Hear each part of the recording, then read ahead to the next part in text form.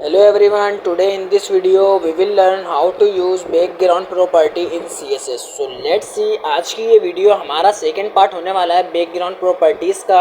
इसके अंदर हम ये जो आज की तीन प्रॉपर्टीज़ कवर करने वाले हैं, बैकग्राउंड अटैचमेंट, बैकग्राउंड ओरिजिन और बैकग्राउंड साइज़।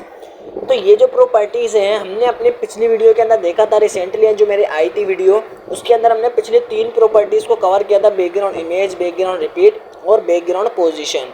अगर ये आपने मेरी वीडियोस नहीं देखी तो आपको वीडियो के एंड के अंदर इसका लिंक मिल जाएगा और आई कार्ड के ऊपर भी इसका लिंक मिल जाएगा, तो वहाँ से भी जाके आप इसको देख सकते हो। तो इसको सबसे पहले आप देख कर आना, उसी के बाद आज की ये तीन वीडियोस आपको समझ में आने वाली है। ये तीन प्रॉपर्टीज़ आपको जब भी समझ में आएंगी जो आप पिछली तीन प्रॉपर्टीज़ को सीख कर आओगे, ठीक है। तो चलिए हम स्टार्ट करते हैं और प्रैक्टिकली देखते हैं कि इन तीन प्रॉपर्टीज़ का यूज़ किस तरह से करेंगे। तो हम चलते हैं सबसे पहले अपने VS कोड के अंदर, और यहाँ पर आने के बाद मैं अपने VS कोड के अंदर एक CSS की फाइल बनाई हुई जिसमें कुछ भी काम नहीं हुआ एक HTML की फाइल है और इसके साथ कनेक्ट हुई है, ठीक है। हम यहाँ पे अपना लाइव सर्वर ऑन कर लेते हैं और हम सबसे पहले क्या करेंगे, अपने लाइव सर्वर पर जाते हैं और यहाँ पर आके पेज को रिलोड करते हैं। तो देखो यहाँ पर मेरे पास मेरा लाइव सर्वर ऑन है और इसके अंदर कुछ भी काम नहीं हुआ, ठीक है। सबसे पहले हमें यहाँ पर क्या करना पड़ेगा, एक बैकग्राउंड पे जाना पड़ेगा। सबसे पहले तो मेरे को एक इमेज चाहिए होगी। मैं अपने पिछले फोल्डर में आ जाऊँगा CSS25 के अंदर और इस इमेज को कॉपी कर लूँगा और इधर आके इसको पेस्ट कर लूँगा, ठीक है। सबसे पहले आपको एक इमेज चाहिए होगी, तो मैंने इमेज ला के रख ली है। अब यहाँ पर आके सबसे पहले मैं एक H1 लेता हूँ और इसके अंदर एक हेडिंग डाल लेता हूँ, बैकग्राउंड प्रॉपर्टी इन CSS, ठीक है। अब इधर आके मैं ले रहा हूँ डॉट बॉक्स करके और इसके अंदर मैं कुछ कंटेंट लिखने वाला हूँ। लोरेम कितना 600 वर्ड का मैं कुछ इसके अंदर कंटेंट लिखने वाला हूँ, ठीक है। ये मेरे पास इतना बड़ा एक पैराग्राफ आ गया। अब ये मैंने इतना बड़ा क्यों लिया ये आपको अभी क्लियर हो जाएगा। अभी सबसे पहले मैं बाहर आता हूँ, देखते हैं कैसा आ रहा है। तो ये हमारे पास कुछ इस तरह का नज़र आ रहा है। मैं यहाँ पे फ़ॉन्ट साइज़ को थोड़ा सा बड़ा कर लूँगा। मैं बोलूँगा जो मेरे पास जो डॉट बॉक्स है, ठीक है, जो मेरे पास डॉट बॉक्स है इसके अंदर इसका जो फ़ॉन्ट साइज़ है इसको आप कितना कर दो, 30 पिक्सल का कर दो। तो अब ये मेरे पास 30 पिक्सल का हो गया और अभी इस तरह से मेरे को, क्योंकि मुझे एक स्क्रॉल बार चाहिए था, स्क्रॉल बार मुझे दिख गया। तो अब हम अपने काम को स्टार्ट करते हैं। सबसे पहले मैं यहाँ पर आके क्या करूँगा, एक बॉडी के अंदर जाऊँगा। जो हमने पिछली बार जैसे हमने इमेज लगाना देखी थी, हम सेम वही तो काम करने वाले हैं। मैंने बोला बॉडी के अंदर एक बैकग्राउंड इमेज लगानी है और इमेज लगाने का तरीक़ेकार क्या होगा कि यहाँ पर हम लेंगे एक URL और इस URL के अंदर बता देंगे कि मेरे पास डॉट बैकग्राउंड एक इमेज है, ठीक है। वो हमारे पास बैकग्राउंड में क्या हुआ कि एक इमेज लग कर आ गई है।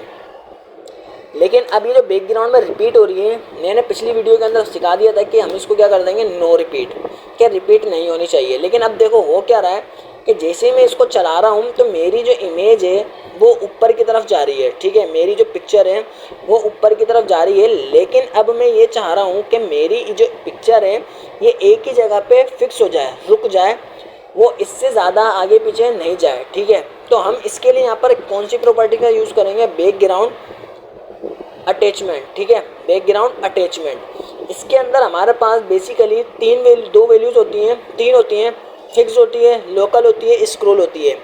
लेकिन हमारे पास स्क्रॉल वाली बाय डिफ़ॉल्ट वैल्यू होती है कि अगर आप इसको आप लगाओ या ना लगाओ, देखो स्क्रॉल के साथ ये चल रही है, ठीक है। यहाँ पर हमारे पास जो इसकी एक और वैल्यू है जो बहुत ज़्यादा यूज़ होती है, फिक्स्ड। इस फिक्स्ड में लगाने से क्या हुआ कि ये जो इमेज है वो देखो एक ही जगह पर फिक्स हो गई है। देखा, ये आपने क्या करा, इसको फिक्स कर दिया तो ये इमेज मेरी एक ही जगह पे फिक्स हो गई है। अब चाहे मैं इसको चलाते रहूँ वो इमेज मेरी एक ही जगह पर रुके रहेगी।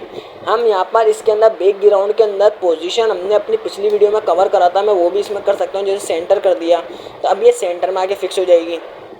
बात समझ में आई, करा क्या, हमने लिया एक बैकग्राउंड अटैचमेंट जिसके अंदर हमने लगा दिया फिक्स्ड। अच्छा, लोकल वाला इतना ज़्यादा खैर यूज़ में नहीं होता। लोकल में ये होता है कि हमारे पास जो पूरी जो वेबसाइट है, जितना हमारा कंटेंट है उसके सेंटर में आएगी वो, ठीक है। बैकग्राउंड के अंदर लोकल लगाने से क्या होगा, जितना भी हमारी वेबसाइट का सेंटर है उसके सेंटर में आ जाएगी और वो भी स्क्रॉल होती रहेगी। लेकिन ये खैर इतनी ज़्यादा यूज़ नहीं होती है।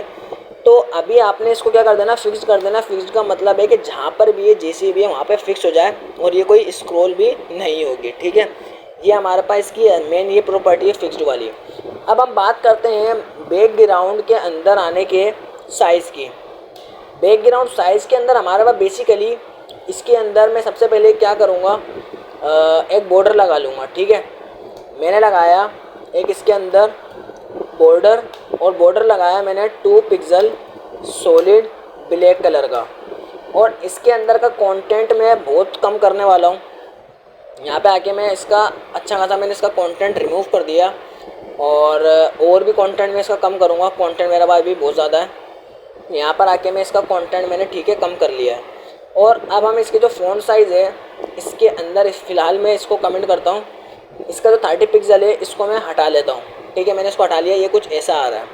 अब यहाँ पे बॉक्स की एक हाइट दे देते हैं कि मेरे पास जो बॉक्स आ रहा है इसकी 300 पिक्सल इसकी हाइट है, और इसकी जो विड्थ है वो भी 300 पिक्सल है। ठीक है भाई, यहाँ पर आके इसकी विड्थ को मैं थोड़ा सा ज़्यादा करूँगा, 400 पिक्सल का करूँगा हाइट को, और इसके विड्थ को करूँगा 600 पिक्सल का। तो अब ये कुछ इस तरह का आ गया। अब मैं ये चाह रहा हूँ कि वो इमेज जो है, ये वाली जो इमेज है वो इस बॉक्स के अंदर आए। तो मुझे बल्कि एक काम करना पड़ेगा, इसकी हाइट तो ठीक लग रही है, मुझे थोड़ा सा सोच रहा हूँ कि इसको विड्थ को बढ़ाऊँ और ज़्यादा। ठीक है, मैं इसको 800 कर लेता हूँ क्योंकि इमेज मेरे पास ज़्यादा बड़ी है। तो अब मैं आता हूँ, ये जो मैंने जितनी भी प्रॉपर्टीज़ लगाई हैं, ठीक है, फिक्स्ड वाली यहाँ पे छोड़ देते हैं, पोजीशन वाली छोड़ देते हैं। इन 2 प्रॉपर्टीज़ को उठाकर मैं ले आके रखूँगा इसको ऊपर वाले एरिया के अंदर। ठीक है, यहाँ पर आके अब देखते हैं कि वो देखो वो जो इमेज है वो मेरे इस बॉक्स के बैकग्राउंड के अंदर लग कर आ गई है। ठीक है, इसको भी कमेंट कर लेते हैं ताकि हमारे पास कोई वार्निंग वगैरह ना दे। तो अब हुआ क्या कि जो इमेज है मेरे बॉक्स के बैकग्राउंड के अंदर लग कर आ गई है। और अब मैं ये चाह रहा हूँ कि जो मेरी बैकग्राउंड इमेज जो लग कर आई है उसका जो साइज़ है, हमारे पास यहाँ पिक्सल परसेंटेज वगैरह में भी दे सकते हैं अपनी मर्ज़ी का।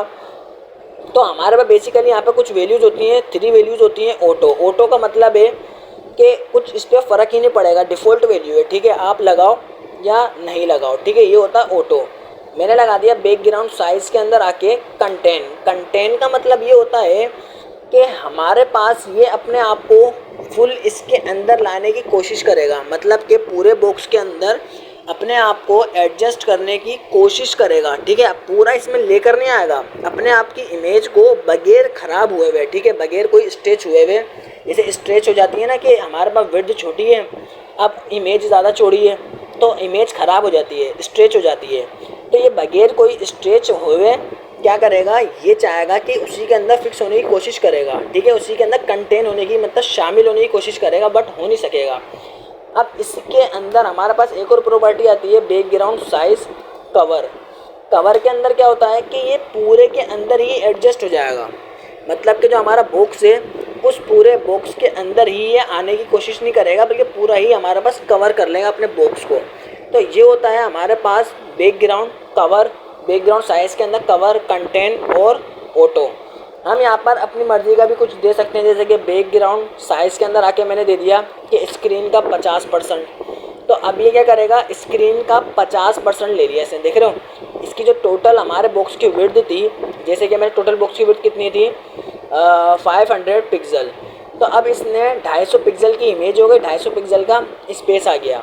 अगर देखो मैं यहाँ पर आके लिख दूँ 250 पिक्सल, मतलब 250 पिक्सल लिख दूँ तो बात, अब देखो थोड़ा सा इसमें फ़र्क आया, वो मेरे पास स्क्रीन का आधा आया था, अब मेरे पास 250 पिक्सल इस तरह से आ रहा है। ठीक है, अब जो विड्थ आ रही थी, अच्छा मैं गलत देख रहा था, मैं हाइट को 500 पिक्सल देख रहा था, विड्थ मुझे देखनी थी, सॉरी। मतलब कि जो स्क्रीन का 50% जो आ रहा था, 50% इसका कितना होगा 400 पिक्सल का। ठीक है, हम यहाँ पर आके क्या करेंगे 400 पिक्सल, मिस्टेक हो गई मेरे से, देखो 400 पे भी ये इतना आ रहा है, मतलब कि स्क्रीन का ये हाफ ले रहा है। तो आई होप बैकग्राउंड साइज़ समझ में आ गया होगा, रिपीट समझ में आया होगा, इमेज समझ में आ गया होगा, पोजीशन समझ में आ गया होगा, अटैचमेंट समझ में आ गई होगी। अब बात करते हैं बैकग्राउंड ओरिजिन के बारे में। देखो बैकग्राउंड जो ओरिजिन होता है ये करता क्या है, हम इसके बारे में थोड़ा सा बात कर लेते हैं। मेरे पास अभी इमेज जो आ रही है कुछ इस तरह की आ रही है। ठीक है, मैं यहाँ पर आके बॉर्डर लेता हूँ, कितना समझ लो कि 15 पिक्सल का मैंने बॉर्डर ले लिया। तो अब ये जो बॉर्डर लगकर आ गया है, ठीक है, अब ये जो इमेज आ रही है, ठीक है, ये जो इमेज आ रही है ये इमेज कहाँ से आना स्टार्ट हो रही है। अच्छा मुझे इमेज को ऐसी चाहिए होगी कि क्योंकि ऊपर का देखो इसके अंदर वाइट कलर आ रहा है, मुझे वाइट कलर वाली इमेज नहीं चाहिए। तो मैं यहाँ पर आकर हूँ पिक्साबे की वेबसाइट के ऊपर और यहाँ से मैं कोशिश करता हूँ कि कोई डार्क इमेज नज़र आ जाए तो अच्छी बात होगी, वरना तो खैर काम हम कर ही लेंगे। ठीक है, ये इमेज भी ठीक लग रही है। इस पर आते हैं, यहाँ पर आके ये वाली इमेज को हम क्या कर लेते हैं, डाउनलोड कर लेते हैं। ठीक है, मैंने इस इमेज को क्या करा, डाउनलोड हो गई, नहीं हुई है। ठीक है, हम यहाँ पर आके एक और काम कर सकते हैं, कॉपी इमेज एड्रेस भी कर सकते हैं और यहाँ पर आके ये डायरेक्टली हम नेट के ज़रिए इमेज लगा रहे हैं। ठीक है, अब ये जो इमेज आ रही होगी ये डायरेक्टली नेट के ज़रिए आ रही होगी। ठीक है, अच्छा ये मेरे पास जो इमेज आ गई है और नेट के ज़रिए आ रही है। ठीक है, डायरेक्टली मैंने इसको डाउनलोड नहीं किया। ठीक है, अब हम करने क्या वाले हैं यहाँ पर, अब हम ये करने वाले हैं, सबसे पहले तो मैं इसका एक साइज़ दूंगा जो 400 पिक्सल का होने वाला है। ये हमारे पास कुछ इस तरह की इमेज आ रही है। अब हम ये चाह रहे हैं कि ये जो इमेज स्टार्ट हो रही है कि वो, ये देखो मैं तो इसको थोड़ा सा जूम करूँगा, ये जो इमेज स्टार्ट हो रही है वो इस वाले कोने से हो रही है जो हमारा कंटेंट है यहाँ से स्टार्ट हो रही है, या वो बॉर्डर के इस वाले कोने से स्टार्ट हो रही है जहाँ पर मेरा माउस है। ठीक है, बात समझिए, बात को करना क्या चाह रहा हूँ, बात ये बोलना चाह रहा हूँ कि जो मेरी इमेज स्टार्ट हो रही है वो इस वाले कंटेंट के यहाँ से स्टार्ट हो रही है या वो बॉर्डर के अंदर के कोने से स्टार्ट हो रही है, ये हमें इसको देखना है। ठीक है, यहाँ पर हमारे पास 3 प्रॉपर्टीज़ आती हैं। अब मैं एक और चीज़ इसमें करता हूँ, मैंने लगा दिया इसमें पेडिंग दे दिया इसके अंदर मैंने 30 पिक्सल। तो अब देखो कंटेंट आगे हो जाएगा। ठीक है, अब आपको और क्लियर समझ में आ जाएगा। अब होगा क्या, हम ये चाह रहे हैं कि जो हमारी इमेज है वो इस कंटेंट इस एल के पास से चलना स्टार्ट हो, या वो इस वाले कोने से चलना स्टार्ट हो, या वो इस बॉर्डर के कोने से चलना स्टार्ट हो जहाँ पे इस वक्त मेरा माउस है। हमारे पास 3 चीज़ें, 3 प्रॉपर्टीज़ आती हैं बैकग्राउंड ओरिजिन के अंदर।